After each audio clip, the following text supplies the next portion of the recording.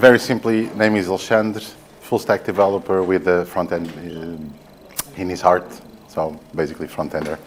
Welcome. I'm going to talk a little bit how microfrontends can change, or the benefits that microfrontends can bring to companies, teams, whatever. So I'm sure we've all been on this scenario where we have all things monoliths, from the front end to the back end, including the APIs, data sources also. Then usually we have front end teams, back end teams, all working on the same code base.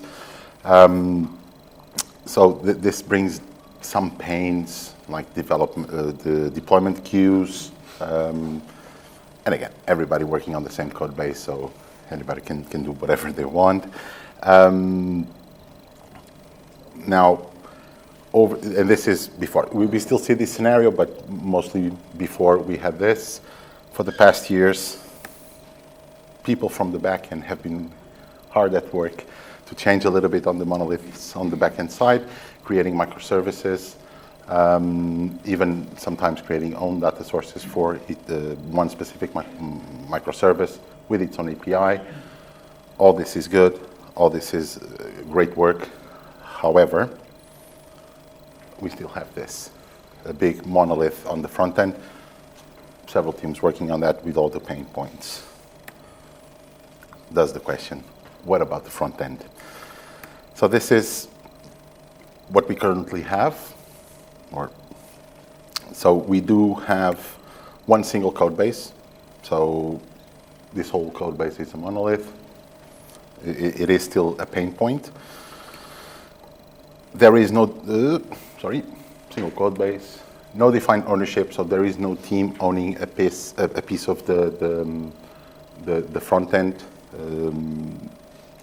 which is a huge pain point, especially when you're working with a large code base.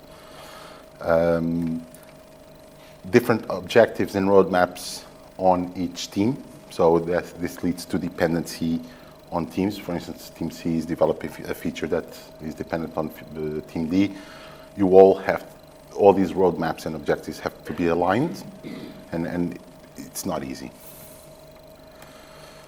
There is one single deploy pipeline, and for that, this point will bring deployment queues, and quickly enough you can have dependencies on deployment, so this deployment needs to go first and this one.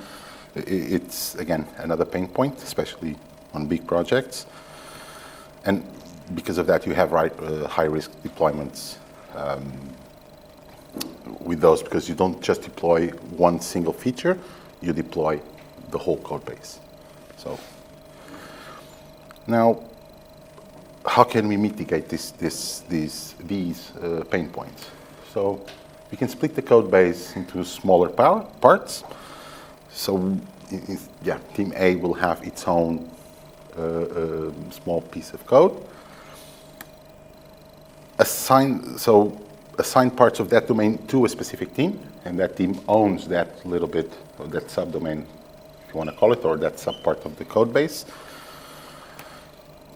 Roadmaps will be per domain or subdomain, so each team will have its own roadmap, goals, objectives, all of that. You will have one pipeline per smaller part, smaller repo, smaller code base. And then, yes, you may have deployment queues, but are smaller because are just for a specific smaller part of the code base. And when you deploy that little bit, not the whole thing. So if we take all these pain points and how to mitigate them, we will get to some sort of this point.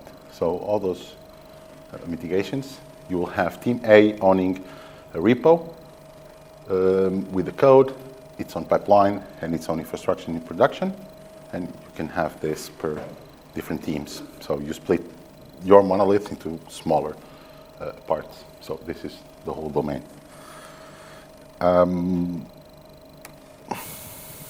This is another representation, more focused on team. So each team will own a subdomain. But this kind of feels like all of these are repeating the same thing. So if we have a React app, if an e-commerce site, this will be the search page, this will be the details page, this will be the checkout page, this will, or the basket page, this will be the checkout. But all of them will contain the React code base, right? Which is, and then you just navigate through URLs, but all the code is being downloaded again and again and again by the client. And to deal with this, and because I am a fan of Webpack, there you go, to build all these bundles. Lately Webpack came with module federation. And this module federation, as it says there, separate builds should not have dependencies between each other, so they can be developed and deployed individually. It means that it will separate everything. So instead of having one React shared by all, we have instead of having one React per microfrontend, we will have one React that will be loaded by each team, by each application on runtime. This, let's just see very brief representation. The user comes from the browser. So for this, Webpack Federation needs a shell, or not Webpack Federation, but if we create a shell that loads the React and most of the vendor's code, most of the common code, we can then have the different microfrontends, search page, details page, basket page, and checkout process. So all of these are different microfrontends. Where module federation allows us to create in this case, React component that will load each microfrontend by specifying the URL where the code is being loaded, a scope so it can be saved on the window object and using namespaces, and the module. So module federation will expose modules.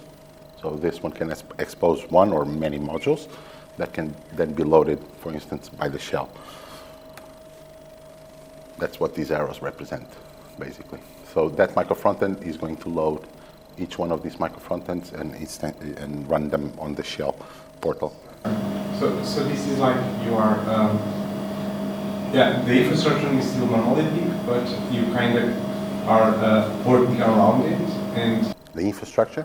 Yeah, so it's still a monolithic thing, right? But you are... No. So right now we have 4 different repos, for instance. Okay. You can still create a mono repo with all this. I think it's better, although it brings some headaches, but it is better. It is simple. For instance, TeamD, it's its own repo. Okay? So it's not a monolith. Here you've already split that monolith into smaller parts of monolith. Yes. Okay. Still a monolith. Yeah. But smaller. So where were we? Micro-frontend component, in this case React, will allow the shell, the portal, the shell, to load every other micro-frontend. And then what module federations also allows is to have a shared kind of repo, a shared micro-frontend that is just exposing code. So for instance, if you have a UI library, that UI library can just be exposed by the shared micro-frontend. And then all these microfrontends will use that code in runtime, meaning whenever Webpack is bundling, so this microfrontend A will not have the button component. The button component will be loaded in runtime. Whenever you go to this page, whenever React needs a button, checks here, has it been loaded? Is it in memory? Yes. Use it? No. Load it from here. So this is, I think, one of the biggest features of module federation. All of this will allow us to have this. So this is a shell portal. Although it goes through all the teams, you can separate this and put on a different team. And then each team has its own micro-frontend. The main benefits of this, in my view, from my point of view, so the team organization. A team will own a microfrontend and has the full knowledge of that microfrontend. There you go. That's what I was saying. Dependencies between teams are now an exception. Of course, sometimes you will have a dependency between teams, but they should be taken as exceptions, not the norm. Each team has their own CI/CD pipeline. I think it's connected to what you're saying. So each microfrontend will have its own infrastructure. I'm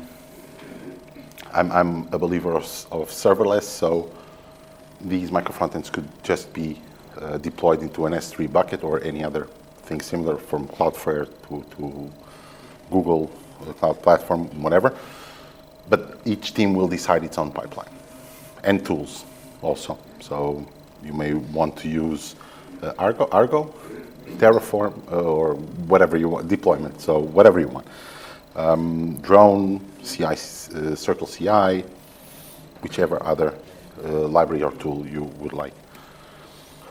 And also the main benefits for the code base is, as the code is shared and downloaded when requested, I mean, the initial download can drop down to 250 kilobytes. So when someone accesses the search page, for instance, instead of downloading 1 or 2 megabytes, even with gzip, you can see values like that, and that loads really fast. So that can, in our case, it can be loaded in, or in the cases that I've worked with, it can be loaded in 400 milliseconds.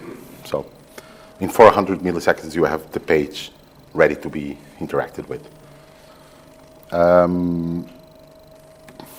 So the smaller deployments, because you are just deploying a feature inside one of the microfrontends, is less riskier. And also, if Team D is deploying something, all others are not touched, all others keep working. If you have a failure on this microfrontend, by a bug or something, it will fail this microfrontend. It will not fail any other microfrontends or the shared, unless it's a bug that makes JavaScript explode, and we all know that those also happen. Teams can choose which framework to use, and this for me is also a big benefit. This team can be using React.js. This team can be using AngularJS, Svelte, Vue, whatever each team is comfortable with, right? Of course, you want to limit the imagination of developers, because we can be very imaginative and come up with very weird ideas. But I mean, each team has the freedom to do or to use the tools that they best know, so they can do a better job.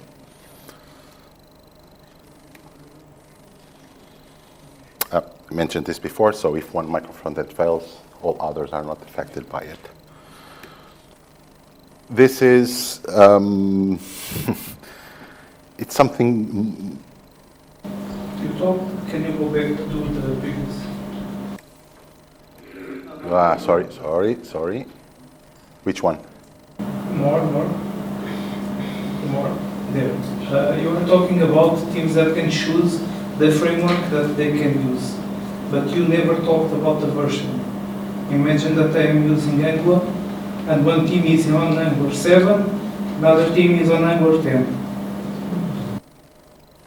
This allows you to share different versions of the same framework. Are you going to have conflicts between No. different code bases? No. I've tried this with React 16 and React 18, and they just worked.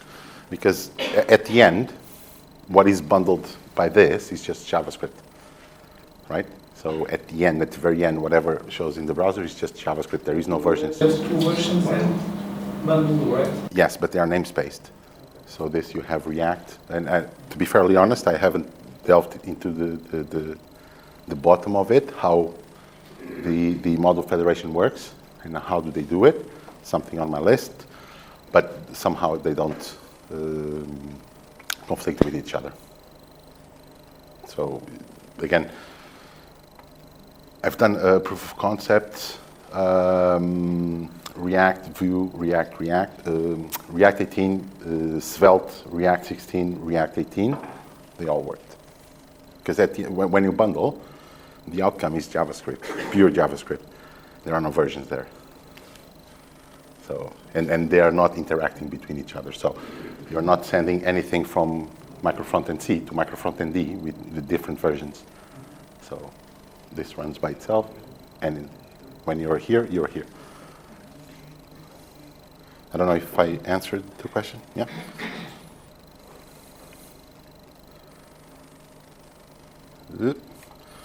This one.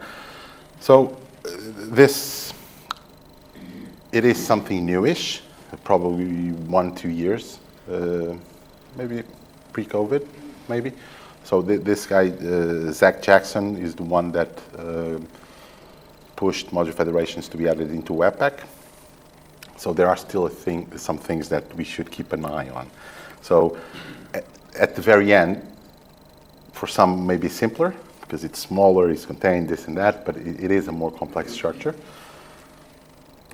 You don't have just one deployment pipeline or even one framework or whatever. So company-wide, I mean, you may want to define some frameworks that you're okay for people to use. Yeah, my experience is if someone comes with an Angular one, I will say no. I'll try to demote them from Angular, although it works. But this to say, if you change developers from team to team, they may need to work with different tools and different frameworks and even libraries in the code, for instance.